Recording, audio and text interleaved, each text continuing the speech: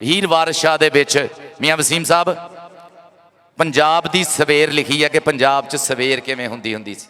हुण तां नहीं वीरे हुंदी, हुण तां समोग तां फोग पता नहीं की कुछ हुंदा।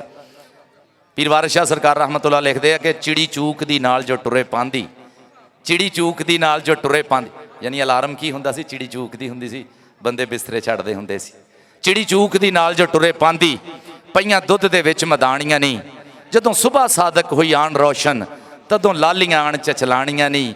कारोबार दे विच जहान होया, चरखे डौंदियां फिरन सवाणियां नहीं।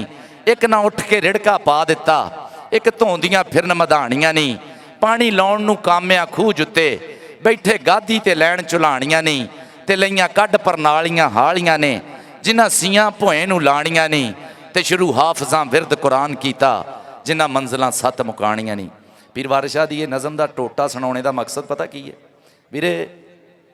महीना हो गया, मैं तो वीरे हर थां मैनूं फखर है, माण है इस गल ते, पूरा महीना हो गया। हाजी ज़हीर मुगल साहब तुसीं गवाह जे, पीरू भाजी, हरफान रैंडी राणा अमर, कि मैं जिथे भी मैं इत्थे मियाँ साहब जाना एक गल है जिहड़ी बड़ी सांझ करनी जरूरी है वीरे। 16 अक्तूबर नूं ना बड़ा अहम दिन है।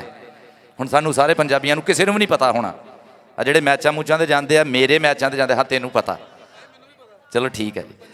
हाँ जी, पंजाबी दे नां दा दिन है वीरे। देखो वीरे, जे तां आपां ये गल नूं सोचीए, जे सोचीए ना तां खैर, कहंदे ने 100 सियाणा इक्को मत ते मूर्खां दी वक्खो वक्ख। ठीक है, जे ते सोचांगे तां फिर वीरे असीं सोचण वालियां च शामिल हो जांगे। बाई जी मैं गल ये कर रहा सी कि 16 अक्तूबर नूं पंजाबी जबान नूं पंजाब दे स्कूलों च राइज करन दा दिन मनाया जा रहा। सारे आपां एहतजाज करिए, च प्रोटेस्ट शामिल होइए। फैसलाबाद च जिहड़ा आर्ट्स कौंसल है, सॉरी आर्ट्स कौंसल कहना, जिला कौंसल के मूहरे प्रैस क्लब है, उत्थे एहतजाज होना, लाहौर एहतजाज होना, और पूरे पंजाब च एहतजाज होना इंशाअल्लाह कि पंजाबी जबान नूं लागू किया जाए, पंजाबी जबान साडे स्कूलों च पढ़ाई जाए, पंजाबी जबान दे वधा लई काम होवे।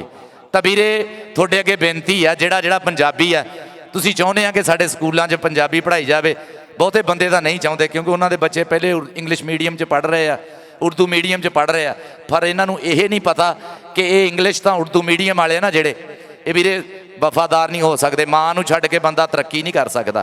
पंजाबी साडी माँ बोली है। एक नज़म पंजाबी जबान के हवाले नाल तुहानूं सुणाउणा। और भाई जी मैं दरख्वास्त करूँगा सारे वीरां अगे, असीं तां इंशाअल्लाह जरूर शामिल होवांगे 16 अक्तूबर वाले दिन अपने प्रैस क्लब फैसलाबाद के मूहरे जाके एहतजाज रिकॉर्ड कराउणा। अल्लाह करे कि किसी पंजाबी नूं शर्म आवे और आप अपनी पंजाबी लई कुछ कर सकीए, अपनी जबान अपने बच्चों को सिखा सकीए। सुन माँ मेरी दी बोलीए आ जावे तैथों संग, सुन माँ मेरी दी बोलीए आ जावे तैथों संग, चेतर जे बुली चाड़ ले असी ओपरे ओपरे रंग। सुन माँ मेरी दी बोलीए सानू हाकम लब्बे कूड़, सुन माँ मेरी दी बोलीए सानू हाकम लब्बे कूड़, तेरी राह डक्की मदरसियों साडी जिब नूं दिता नूड़। सुन माँ मेरी दी बोलीए जद वेड़े वजी कंध, 1947 च पंजाब 2 हिस्से हो गया। सुन माँ मेरी दी बोलीए जद वेड़े वजी कंध, इन्हां पंडितां ते मलवाणियां साडे अखर दिते वंड। सुन माँ मेरी दी बोलीए तैनूं कीकण दसां ए, सुन माँ मेरी दी बोलीए तैनूं कीकण दसां ए, सिर चाड़ के ओबड़ बोलियां असी आप उडाई खे। सुन माँ मेरी दी बोलीए ए निज समय दा कहर, सुन माँ मेरी दी बोलीए ए निज समय दा कहर, उंज बाहू बुला पूजदे पर बोली दे नाल वैर। सुन माँ मेरी दी बोलीए ए निकले लेखों सूल, सुन माँ मेरी दी बोलीए ए निकले लेखों सूल, असी लिखीए तेरियां तख्तियां तैनूं पढ़ीए विच स्कूल। जिहड़ा पंजाबी जबान नाल प्यार करदा वीरे ताड़ियां मार के दसो, मैनूं पता लगे, नाले बंदियां दे डोमीसाइल भी चैक हो जाणगे। हाँ जी।